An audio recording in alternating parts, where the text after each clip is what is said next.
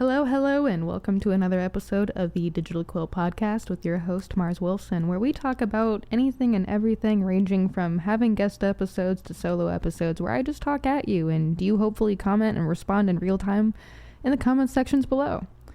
I promise I'll get to doing live streams. The first one is actually scheduled for next week. Probably YouTube. I haven't hashed out those details yet. So today's topics, let's see, I thought I had some, notes around here somewhere.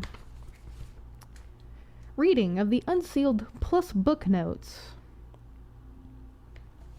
Reading of the Unsealed plus book notes. What do you think that means? I'll give you 20 seconds in my timer brain. I think that was about 20 to guess.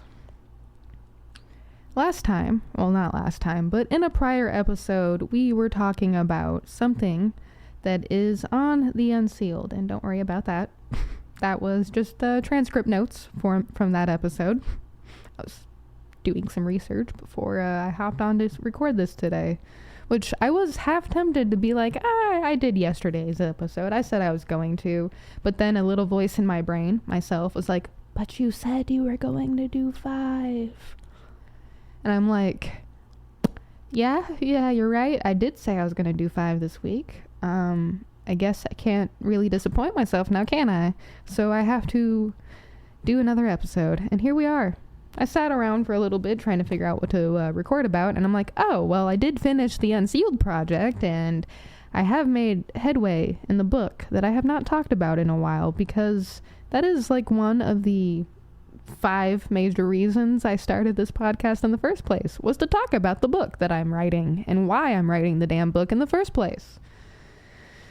So I hope you're interested already, and I hope you stick around for this episode. Before we get into it, I hope you are having a good day. If you're not, please share with us in the comments below what your day is like so that we can grieve with you or hang out with you and give you support as a community, because not every day is going to be a good day, and sometimes we need to hold space for that.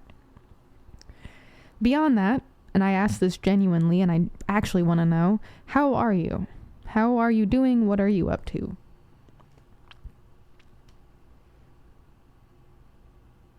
It's an interesting day to be alive.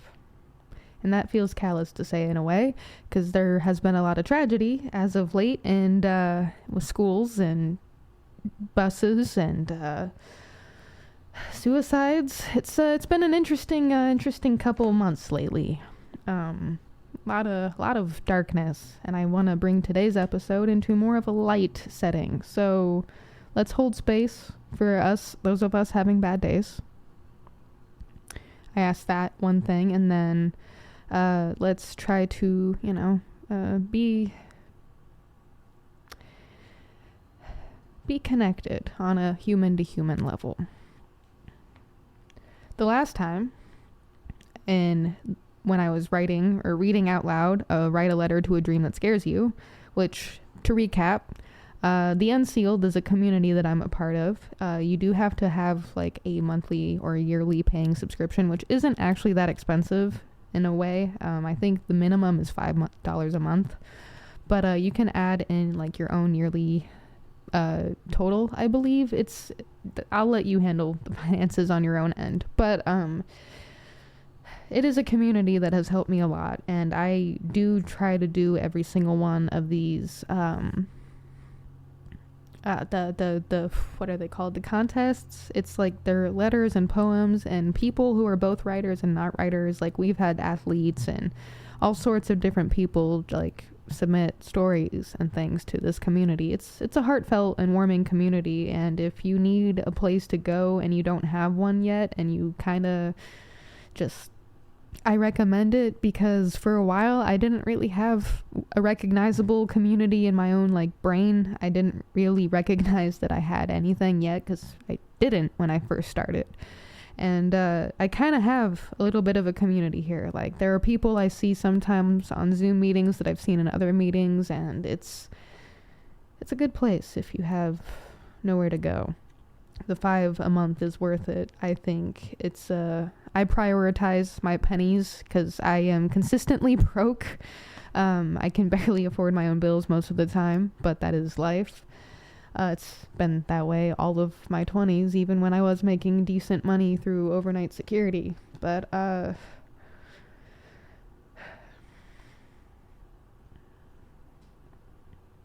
point is it is one of the communities that has taught me that love is one of the most powerful things that we could do for ourselves and other people, whether that's self-love or extending that love to someone else that needs it.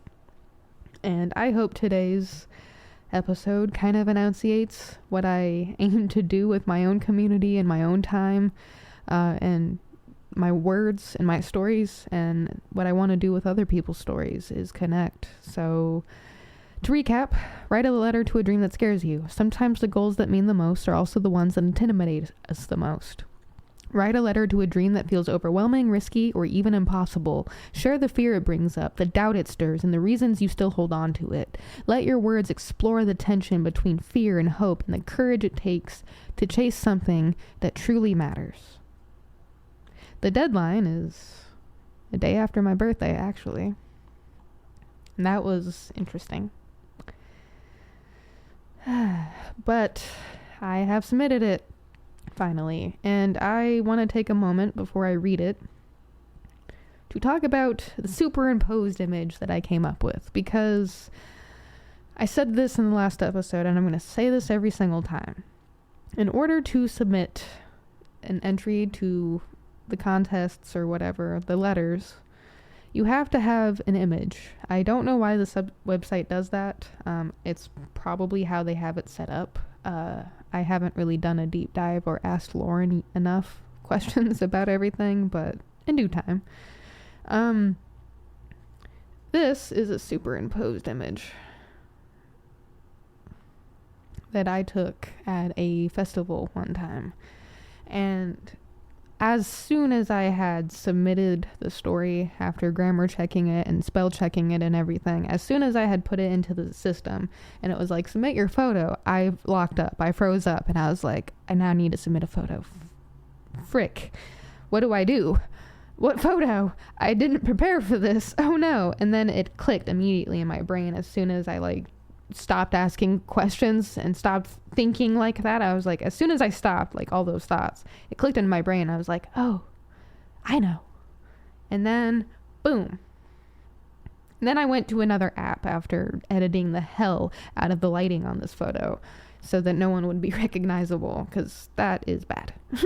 But, yeah, I edited the light ever-living heck out of the lighting on this photo so that no one would be recognizable. And, then I went to another app of mine that I have on my phone for photo editing and stuff, and I chose a font and a color that looked kind of good, and it was hilarious to me, because I was editing it. I showed it to a friend of mine, and they were like, wait a second, isn't that the, colors, the school colors of your elementary school?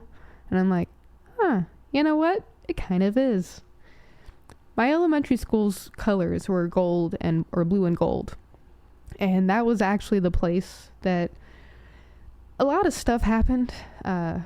Hopefully I can get into that in a entertainment type way very soon. But let's just say that elementary school was a pivotal point in my life for a lot of different reasons. And those colors kind of actually mean something imprintedly in my brain. And it's funny that the font I chose has some sort of, I guess, color tie to monumental moment in my life. Now, enough of me blabbering. Actually, one more point. The last time we left off on, but angry we are, divided we are, hateful we are. That was the last major line in the letter I wrote. And I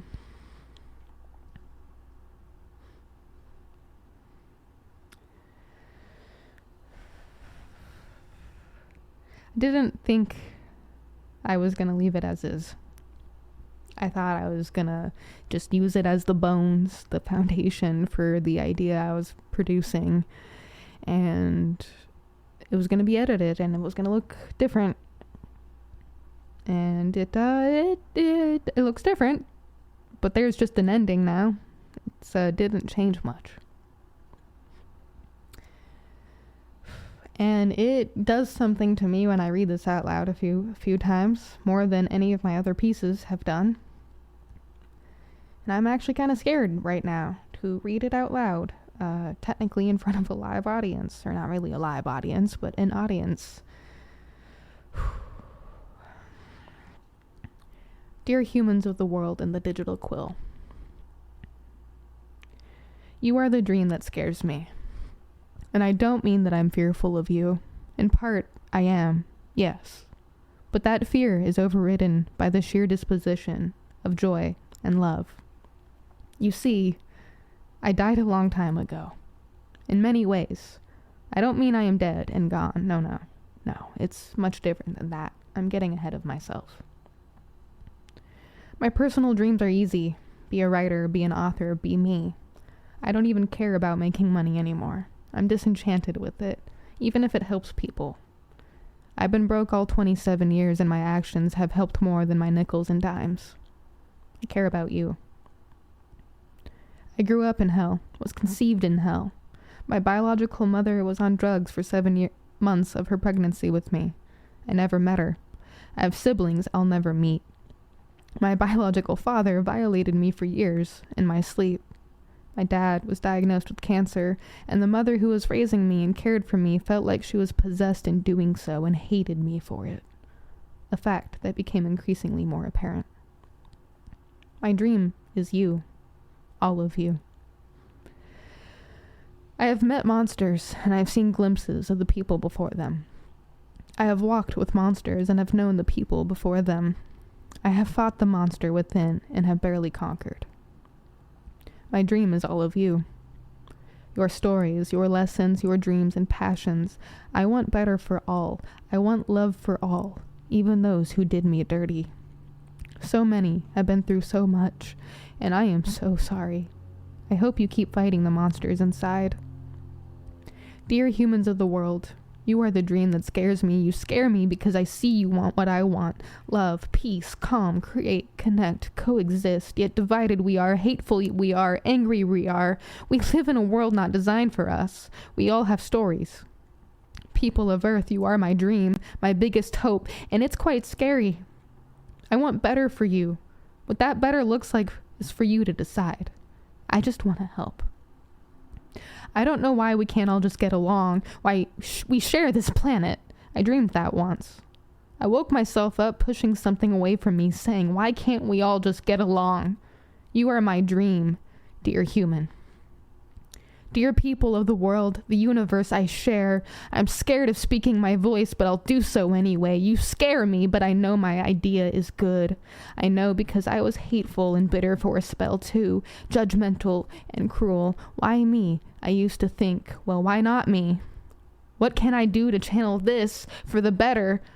So the story changed. Now I only want to walk with light and love I needed while being brought up in fire and ash. Let's do this together. Let's talk to one another. Dear you, I love you. No matter what you've done or who you are, I love you.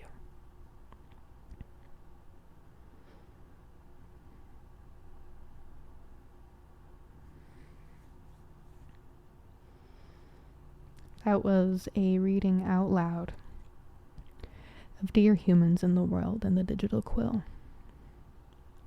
A contest entry to the Unsealed Community for a dream that scares me. Or I guess rather to write a dream, or write a letter to a dream that scares me. After I had finished that piece, and I actually finished it yesterday afternoon.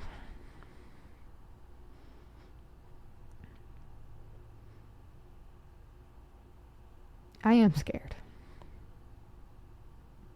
More so now than ever. In ways that I didn't really think I would have to wake up and face one day. I have never in my life seen so much anger. And I understand where it's coming from. I can see. I have eyeballs.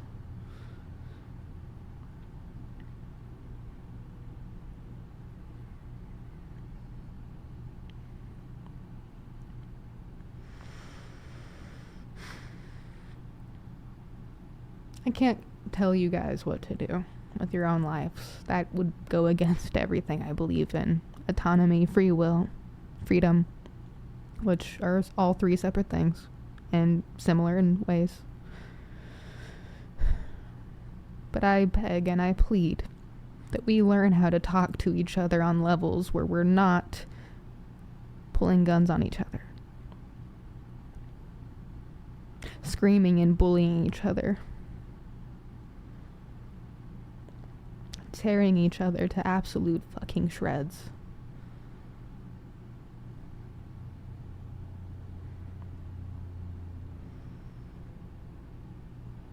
Millions of people yesterday or the day before saw a lot of stuff that none of us have ever seen before. That's fucking insane. That's insane. And with those events and everything I've seen and read online,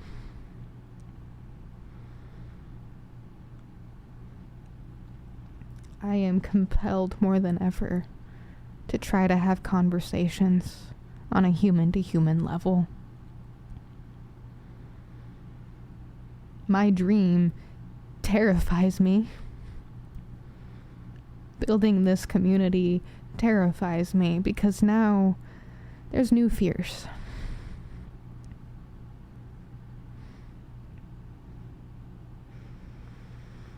There is an unsettling feeling now amongst people who speak at all on anything, whether it's left-leaning, right-leaning, center-leaning, or whatever.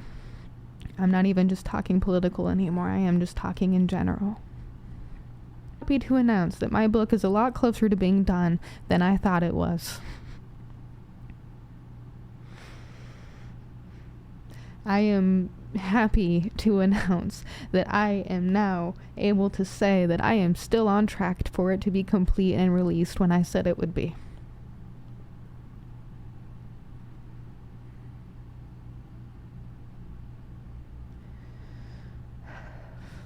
I wanted today's episode to be happy, not heavy. Whoops. My bad. My bad. That piece, as I said, does something to me, though. I am afraid. I'm afraid for everybody.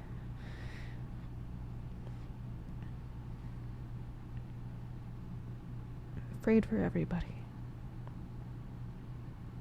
That hasn't exactly been a new thing. But, I saw videos. So that fear is now tied to a video. And, yeah. I am no stranger to PTSD or CPTSD. Holy crap. If you haven't seen it, do not see it. And if you know someone who has seen it, check in on them. And if you know someone who was at the event, check in on them.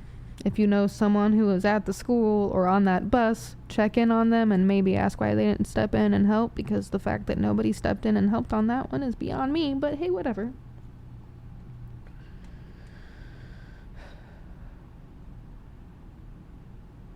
Sorry, I am rereading in my brain the events from the bus. I can't remember how to pronounce the young girl's name. I am bad with pronunciations as it is. I would definitely butcher that, and I don't want to do that since she has passed, but I see her name and I can see her face. I just can't pronounce that. I wish I was better at pronouncing names. That's something I'm gonna have to work on, but actually meeting people, and there's a certain way that you can strengthen your ability to recognize names and faces and be able to put the two together for like not even only pronunciation's sake but like memory's sake.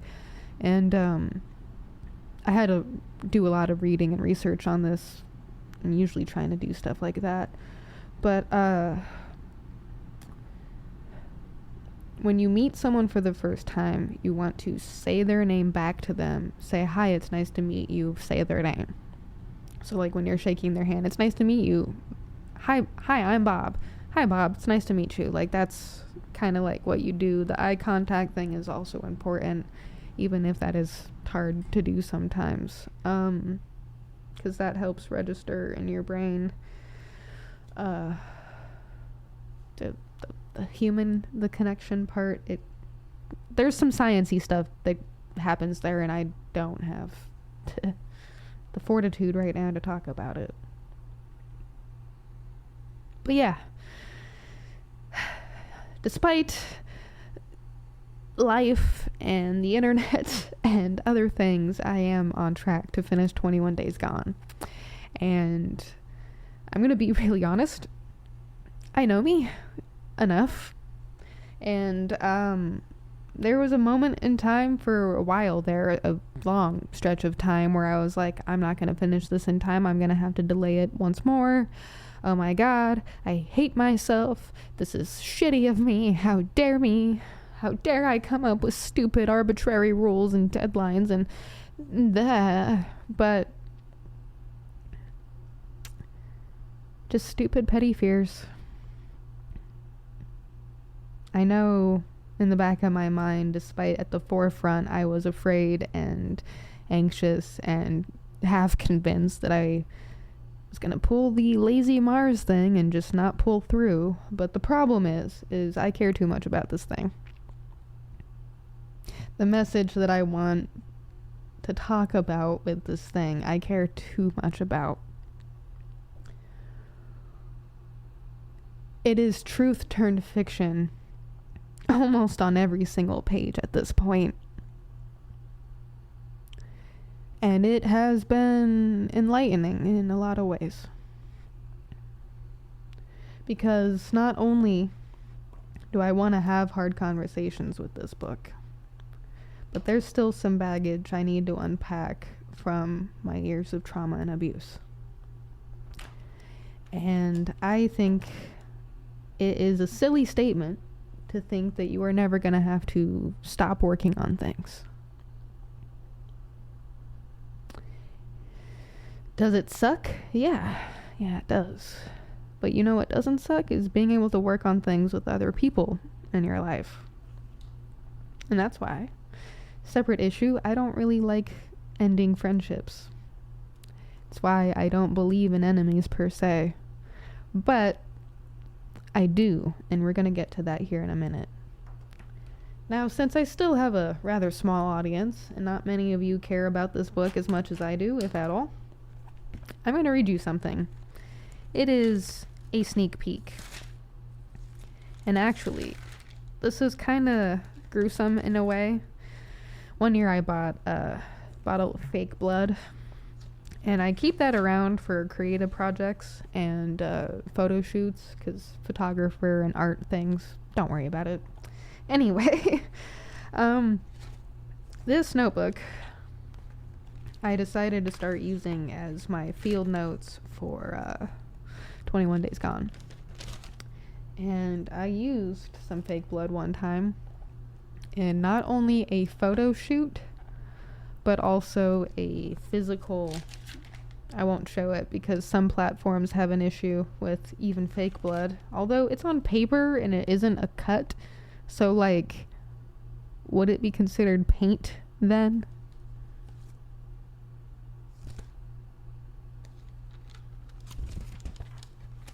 We'll know what it is, but the platforms will not.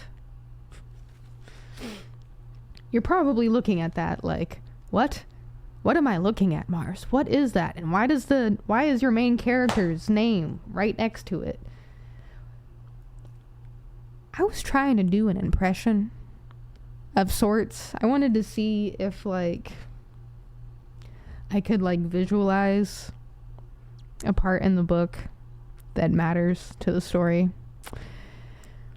because I didn't really want to look up online gruesome details of what it looks like when a tattoo is removed from someone's skin via essentially branding.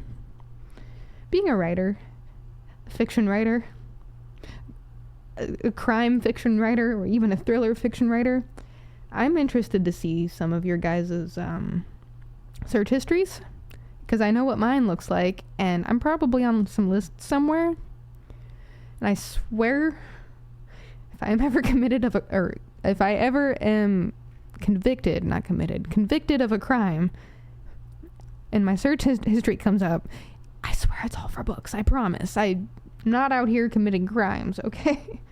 I mean, unless you count texting and driving. No, I'm kidding. I don't do that because I don't drive, so. I do text while other people are driving. Is that just as bad? But yeah.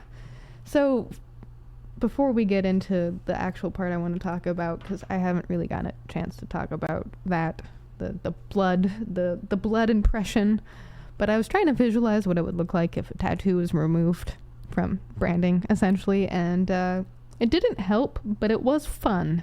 So I'll call that a win. We will call that a win. Also, it did kind of come out kind of cool looking. So it came out kind of cool looking.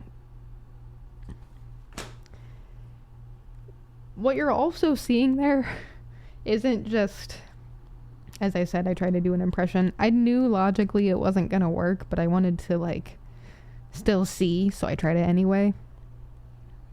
I knew objectively and logically, scientifically, this isn't going to work. I'm not going to be able to imprint the tattoo onto the page with fake blood that looks like paint, but it is going to look cool, so I did it anyway, and I was right. It did kind of look cool, in a way. I put the fake blood on the shoulder here, and I pressed the notebook to it, and I'm like, let's see what happens. Let's see what kind of imagery or creative inspiration I could get from this. And definitely, I did this a while ago. I want to say back in June, maybe before that. The photos, I have a timestamp for that, because I also did images, because I wanted to see if I could edit it enough to give it some. I went through a whole process trying to avoid researching. I ended up having to research anyway, and I'm so glad I tried the process first, though. It was way more fun than research. Let's see. Yes. I am slowly coming up with book cover ideas, because I'm actually in the stage where I can do that. Still coming up with the synopsis and a lot of other things. The way I have a process for how writing works is completely different for everybody, for one, because everyone has different lifestyles and everything. So I couldn't just copy and paste someone else's lifestyle and writing habits onto my own to finish this novel. I had to work with what I've got. I've had quite an education. My second book that I write, if I get a chance to write a second book, will go a lot smoother and probably be out a lot sooner. And actually, I have some ideas about that. I used to write everything from starts of novels and starts of series to short stories, poems, lyrics, growing up. And slowly I stopped writing anything, kind of, sort of. Now that I'm kind of getting back into writing, I have been for years, writing again. After I write this novel, this is another super secret exclusive info to my really small audience, but I appreciate you guys, by the way. When I say really small, I mean that with love. I don't mean that I'm upset, because I don't even really have blood relatives who care about what I'm doing at all. They want me dead. So or at least not dead, but Let me a lot further than I am now, that's for sure. Still can't believe you had the audacity to comment on Dad's anniversary 8 months after I made that post. Weird. If you know, you know. I have several friends who know, and they're probably gonna nod to that statement and be like, oh yeah, yep, I remember that. Thank you for being here, and thank you for hearing me rant out loud about my various brain thoughts, because keeping them in my brain sometimes is not fun. I have a lot of brain thoughts. Weekly or monthly therapy doesn't do it. It's why I was encouraged growing up to write a lot, and to always write if that was the best way I could speak. Which, on to the next super secret exclusive 21 Days Gone news. This is like the synopsis, like on the back of books that used to be on the back of most books. They would have like a little, here's what's happening in the book. Are you interested in reading it yet? And then there is the real life synopsis. Synopsis? Sure. Nicole is now an adult on her way to independence when something changes her entire life course. When she was 18, she got her first tattoo, but the story won't stop there. That winter, her dad passed away. That spring, she turned 18. Unsettled by the loss, she moves in with her cousin, who she becomes fast friends with. Together, Alex and Nicole get through their early 20s, and at 24, Nicole is finally ready to move in her first apartment. Before Nicole could bring the last box, her world goes black. What happened to Nicole? Will Alex be able to find her? Sometimes, when life becomes intense, powerful forces take over. How far will someone go? It has been several rewrites of almost everything, from the beginning of the story to the synopsis to the middle of the story to the end to details of how I wanted to portray the various true things that happened into a fictionalized format. Because, mind you, while writing the story, and you will see when you read the book, I am taking everything that has ever happened to me, and I am putting it into fiction format. This is my last hoorah when it comes to that chapter in my life. That chapter that will not only be bled into other chapters because it existed in the book of Mars Wilson's life, but the chapter that also needs to come to a close because all the details have finally come to the surface. All the ones that are important enough to mean anything, to take lessons away from and grow from.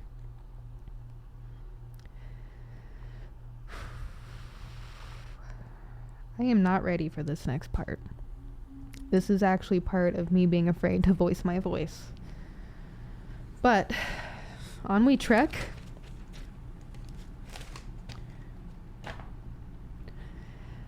In prior episodes of the Digital Quill Podcast, I have talked about 21 Days Gone, my debut novel, and what it means to me, why I'm writing it, what it's about, and what it's going to become, and what the conversations are that I want to have around it.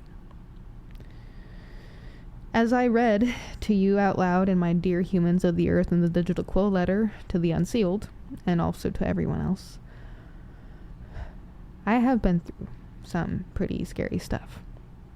Stuff that is a pretty common and unfortunately uncommon, or not unfortunately uncommon, an unfortunately common occurrence. Growing up, I didn't want anyone to have suffered what I suffered through. At 6 years old, I knew what happened to me. I knew the words. I knew what it meant.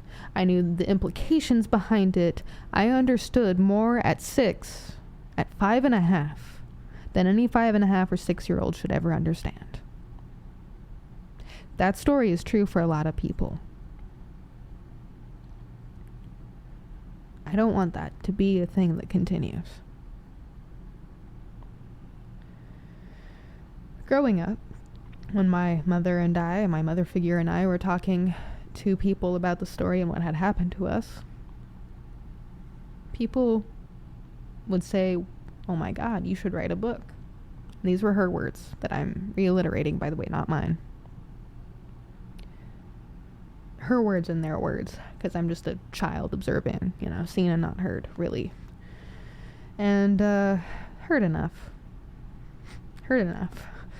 But people would say, "You should write a book." And my mom and I would laugh, and she would say that, "Yeah, sure, we could write the book, but it would be put in fiction because nobody would believe us."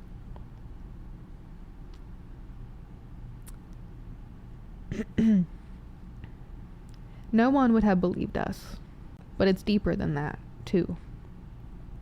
No one would be able to believe I could forgive him, but I did. Not the monster he became, not the actions either, but the person behind and before all those. I hope to keep the toll of people like him as one. He cannot be a part of my life instinctually because I would have to him. That line of people who would do it out of anger, I'd have to do it out of survival, as he and anyone associated with he or actions like his are a danger and enemy to me. I do not sleep or work with enemies. That is to say that thus this book will be written, and thus humanity versus corruption will be endlessly discussed. Before man, as in human, becomes monsters, we can change. The human condition is a powerful example of a species' resistance to non-existence. We live in an age beyond just dreams. We have new ideas and technology. We need to fix our social hierarchy, amongst other things, and I'm using these terms loosely, before this can continue, for in the end, we essentially speak our doom. Keep going, but in the direction of a better, more aware and connected society. Learn, be curious, and share those thoughts. Maybe we can have an age of creation instead of an age of destruction. This is a powerful statement that I wrote to myself as a note when writing this book, because it took me a long time growing up, through a lot of therapy, to work through everything that had happened to me.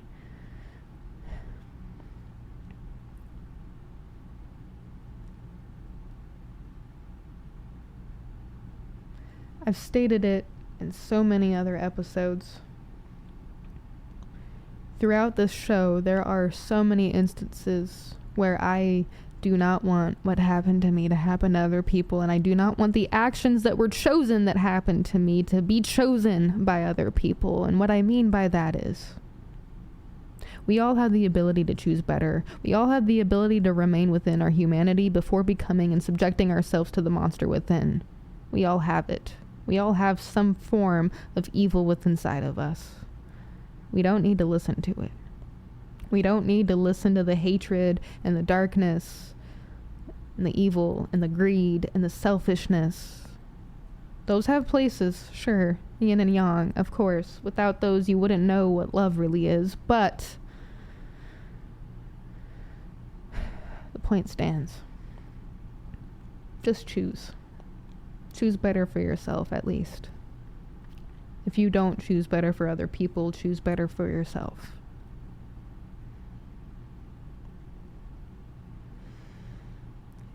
It's hard for me sometimes to even understand how I could forgive someone who changed my world in such a way.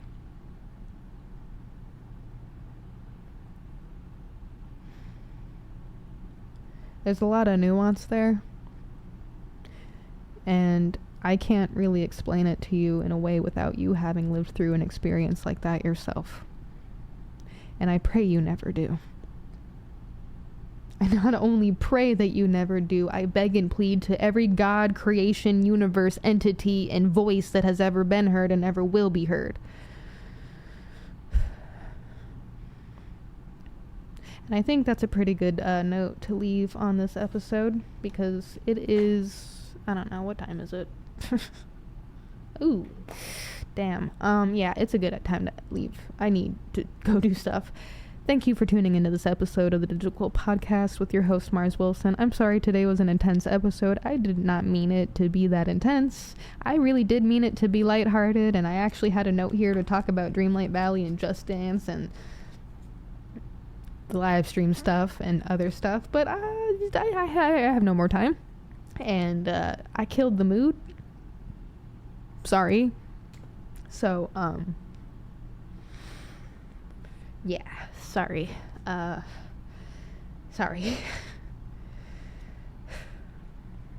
Keep going, humans of Earth. Don't stop, because I certainly am not going to. I have almost let the darkness and death take me. I truly do believe in humanity and everything that I stand for when it comes to this stuff. So, keep going. Don't stop. And I will see you next time. Remember, if you want to be a guest on this episode, get in touch with me in the description below. Do all the internet things, or don't. It's okay. Be safe, drink water, and again, keep going. Thank you for letting me give you my time, and vice versa. See you for episode 67. Wow. Bye.